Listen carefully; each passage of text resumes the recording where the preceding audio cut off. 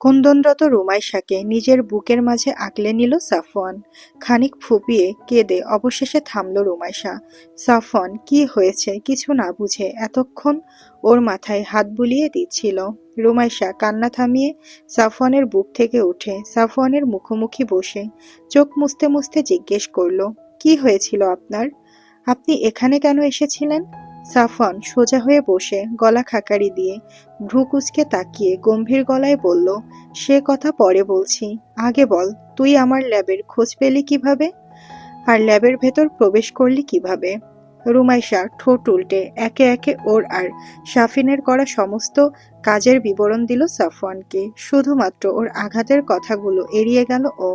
রুমাইশা আর শাফিনের কার্যকলাপের ডিটেলস শুনে সাফওয়ান অবাক হলো। সবচেয়ে বেশি অবাক হলো রুমাইশার ল্যাবের পাসওয়ার্ড ব্রেক করার ঘটনা। কিন্তু তারপর মুহূর্তেই ওর মনে পড়ল রুমের বাউন্ডারিতে তো লেজার সেট আপ করা আছে, আর এই লেজার যে কাউকে বার্ন করার ক্ষমতা রাখে। বিষয়টা মনে পড়তেই খপ করে রুমাইশার হাত ধরে ওর সমস্ত শরীর পরখ করতে করতে বলল, লেজারে কোথায় কোথায় পুড়েছে, কতখানি পুড়েছে দেখা আমাকে দ্রুত। রুমাইশার বলতে চাইল না সাফওয়ানকে ওর শরীর পুড়ে যাওয়ার অংশগুলোর কথা। তখন লেজার লেগে রুমাইশার শরীরের ডান দিকের বেশ কিছু জায়গা বার্নের কারণে কালো বর্ণ ধারণ করেছে, কিছু কিছু জায়গা ফোস্কা পড়ে লাল লাল হয়ে গেছে। কিন্তু সাফওয়ানের এমন টানা হ্যাঁচটাতে এক পর্যায়ে রুমাইশা কোনো কথা না বলে একে একে দেখালো সব পোড়া জায়গাগুলো। সাফওয়ান আর সময় নষ্ট না করে দ্রুত উঠে বিছানা থেকে নামতে গেল বেডরুম থেকে ওর ল্যাবে গিয়ে বার্ন ক্রিম আনার জন্য। সাফওয়ানকে এমন তড়িঘড়ি করে নামতে দেখে রুমাইশা তাড়াতাড়ি করে বলে উঠল, উঠবেন না উঠবেন না, আপনার গায়ে কিছু নেই, মানে নিচে কিছু নেই। সাফওয়ান যে অঙ্গভঙ্গি করে নামার প্রস্তুতি নিচ্ছিল সেই রকম ভাবেই ফ্রিজ হয়ে গেল। তারপর ঘাড় ঘুরিয়ে রুমাইশার দিকে ভ্রু কুঁচকে তাকিয়ে নির্বিকার কণ্ঠে জিজ্ঞেস করল, তো? সাফওয়ানের এমন প্রশ্ন শুনে থতমত খেয়ে গেল রুমাইশা। দমে গিয়ে এদিক ওদিক কিছুক্ষণ চোরা চোখে তাকিয়ে জিজ্ঞেস করল, তো মানে কি? জলজান্ত একটা মেয়ে মানুষ বসে আছে এইখানে, আর আপনি বলছেন তো? লজ্জা শরমের মাথা খেয়েছেন নাকি? সাফওয়ান ওভাবেই বসে রইল রুমাইশার দিকে তাকিয়ে। ধীরে ধীরে ওর ডান ভুরু উঁচু হয়ে গেল। চোখের দৃষ্টি চোখা করে ও তাকিয়ে রইল রুমাইশার দিকে। সাফওয়ানের এমন লুচু দৃষ্টিতে রুমাইশা সাফওয়ানের দিক থেকে মুখ ঘুরিয়ে নিয়ে দমে যাওয়া গলায় বলল, ওইভাবে তাকানোর কি আছে, যা সত্যি তাই বলেছি। সাফওয়ান ওভাবে তাকিয়ে থেকেই বিছানার চাদরটা কোমরের নিচে জড়াতে শুরু করলো। জড়াতে জড়াতে বলল, অনেক কিছুই বলতে পারতাম, কিন্তু আমি একটা অতি ভদ্র ছেলে। দিনের বেলা। তারপর চাদরটা জড়িয়ে বিছানা থেকে নেমে গটগট পায়ে হেঁটে সাফওয়ান ওর রুমের বুকশেলফের সামনে দাঁড়িয়ে সেই নির্দিষ্ট বইটা টান দিল। সাথে সাথেই বুকশেলফটা ভাগ হয়ে সরে গেল। সাফওয়ান ঢুকলো ল্যাবের ভেতর। কৌতূহলী রুমাইশা ও নেমে এলো বিছানা থেকে। সাফওয়ানের পেছন পেছন সেও ঢুকলো, আর ঢুকে অবাক চোখে তাকিয়ে রইল ও। ল্যাবে ঢুকে ওর মনে হচ্ছে ও বাংলাদেশে নেই, লন্ডনের কোথাও পরীক্ষাগারে ঢুকেছে। অদ্ভুত রকমের সাদা রঙা বিশাল আকৃতির ল্যাবটা যেন সম্মোহনী ভঙ্গিতে ওকে নিজের দিকে টানছে। বিস্মিত নয়নে চারপাশটা ঘুরে ঘুরে দেখতে লাগলো ও। এত বিশাল এরিয়া নিয়ে তৈরি ল্যাবটার ভেতর একাংশ জুড়ে রয়েছে প্রায় শখানেক গুল্ম জাতীয় উদ্ভিদ, যার একটিকেও রুমাইশা এই জীবনে দেখেনি। কোনো কোনো গাছে ফুটে রয়েছে অদ্ভুত রকমের ফুল, আর সেসব থেকে অদ্ভুত রকমের বিদঘুটে গন্ধ আসছে। ল্যাবের ডান পাশের সমস্ত দেওয়াল জুড়ে মৌমাছির কুঠুরির মতো মাঝারি সাইজের কাচের দরজা লাগানো বক্স, প্রতিটা বক্সের ভেতরে ভিন্ন ভিন্ন ম্যাটেরিয়ালস রাখা।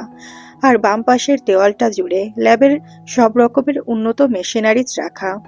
দেওয়ালের সাথে অদ্ভুতভাবে লেগে আছে সেগুলো।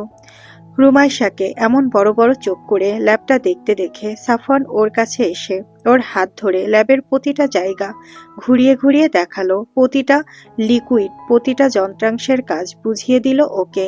রুমাইশা শুধু দেখেই গেল, কিছু বুঝলো না। কিন্তু হাঁটতে হাঁটতে রুমাইশা একসময় বুঝলো যে এই রুমটাই শেষ না, এমন আরো রুম আছে। সাফওয়ান হেঁটে সেই নাম না জানা গাছগুলোর কাছে গিয়ে একটা গোলাকার লাল পাতার গাছ ধরে নির্দিষ্ট অ্যাঙ্গেলে ঘোরাতেই গাছের পেছনের দেওয়ালের একাংশ শব্দ করে সরে গেল ডান দিকের দেওয়ালের ভেতর। আর এরপরেই সাফওয়ান যেন ওকে নিয়ে ঢুকলো অন্য এক জগতে। এই জায়গাটা দেখে মনে হচ্ছে না যে এটা মাটির নিচে, মনে হচ্ছে পৃথিবীর বুকেই এক টুকরো জঙ্গল, যেখানে বৈচিত্র্যময় সরীসৃপদের বসবাস। পায়ের নিচে কোনো শান বাঁধানো নেই, পুরোটাই মাটি। সেই মাটির উপর অজস্র গাছপালা, আর সেখানেই ছড়িয়ে ছিটিয়ে আছে অদ্ভুত দর্শন সব রেপটাইল। গাছের ডালে কত রকমের সাপ ঝুলে রয়েছে তার হিসাব নেই। কিন্তু সাফওয়ান সেখানে ঢুকতেই প্রাণীগুলো যেন কিছু একটা হলো। এতক্ষণ শান্ত পরিবেশে হঠাৎ করেই অশান্ত হয়ে উঠল। প্রাণীগুলো হুটোপুটি করে সাফওয়ানের দিকে দ্রুত গতিতে ছুটে আসতে লাগলো চারিদিক থেকে। প্রাণীদের এমন আচরণে ভড়কে গেল রুমাইশা। ও দ্রুত গিয়ে সাফওয়ানের পেছনে লুকালো, আর সাফওয়ান নিজের চোখ দুইটা বন্ধ করে দুই হাত মেলে দিল সেই সরীসৃপদের উদ্দেশ্যে। আর এরপর চারিদিক থেকে ছুটে আসা বিভিন্ন আকৃতির বিভিন্ন বর্ণের সরীসৃপগুলো সাফওয়ানের গা বেয়ে উঠে গেল মুহূর্তেই। ওর সমস্ত শরীরে জড়িয়ে রইল সেগুলো। এই অদ্ভুত দৃশ্য দেখে রুমাইশা এক ঝটকায় সাফওয়ানের থেকে সরে ভীত সন্ত্রস্ত হয়ে পেছনে থাকা দেওয়ালের সাথে লেগে গেল। সাপও এমনিতেই খুব ভয় পায়, আর একসাথে এতগুলো সাপ দেখে ওর গলা শুকিয়ে গেল একেবারে। ঢোক গিলতে গিয়ে কিছুই পেল না। চোখ দুইটা বড় বড় হয়ে গেল ওর। খানিকক্ষণ পর সাফওয়ান ধীরে ধীরে ঘুরল রুমাইশার দিকে।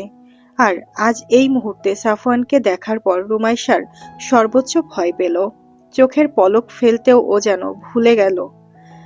বুকের ভেতরটা ভয়ের চোটে প্রচণ্ড দ্রুত গতিতে ওঠানামা করতে লাগলো। সাফওয়ান রুমাইশার দিকে ফিরে অদ্ভুত রকমের একটা হাসি দিল।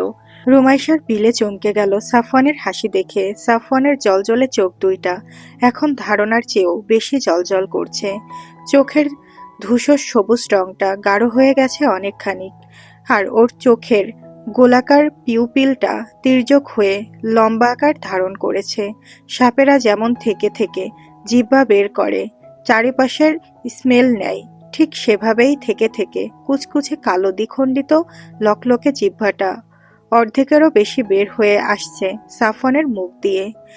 গায়ের আষ্টে চামড়াটা গিরগিটির শরীরের মতো যেন রং বদলাচ্ছে থেকে থেকে।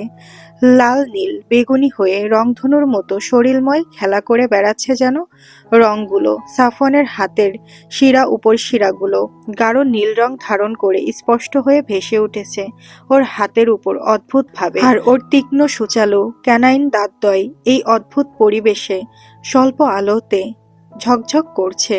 দেওয়ালের সাথে ভয়ে লেপ্টে যাওয়া রুমাইশার দিকে তাকিয়ে সাফওয়ান ওর ঝকঝকা দাঁত মেলে মাতালের মতো জোরে জোরে হাসতে লাগলো, যেন ওর মারাত্মক নেশা হয়ে গেছে এই সাপগুলোর স্পর্শ পেয়ে। আর রুমাইশা ভয়ে কাতর হয়ে অসহায় চোখে দেখতে লাগলো সাফওয়ানের এই সম্পূর্ণ নতুন রূপ।